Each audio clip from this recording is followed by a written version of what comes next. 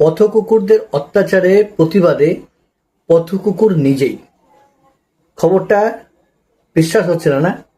তাহলে দেখো, ঘটনাটি ঘটে মধ্যপ্রদেশের খান্ডোয়া অঞ্চলে। খান্ডোয়া মিউনিসিপাল কর্পোরেশনের অপোজিশন লিডার দীপক মুল্লু রাঠোর একটি মানুষকে কুকুরের মুখোশ পরিয়ে সোজা চলে যায় খান্ডোয়ার কালেক্টরের কাছে এবং সেখানে গিয়ে প্রতিবাদ জানায় যে কুকুরের জন্য যে খাবার বরাদ্দ করা হয় সেখান থেকে মানুষ চুরি করছে। এছাড়া কুকুরের নসবন্দি করানোর জন্য সরকারি প্রকল্পে যে টাকা একটি সংস্থাকে প্রদান করা হয়েছে, তারা নসবন্দি করেছে কি না তা জানা নেই, কিন্তু সেই টাকা অলরেডি তাদেরকে অ্যালট হয়ে গেছে এবং ওই কুকুরগুলি যাদেরকে বলা হচ্ছে নসবন্দি করানো হয়েছে তাদের 4-5টা করে বাচ্চা হয়েও গেছে। इनकी नसबंदी के नाम पर, बधियाकरण के नाम पर 40 लाख रुपए निकाल लिए गए हैं और इनकी नसबंदी हुई नहीं।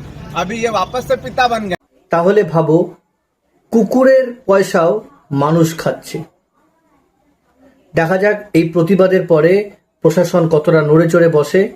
তবে কুকুর প্রেমীরা কিন্তু এই ভিডিওটিকে খারাপভাবে নেবেন না।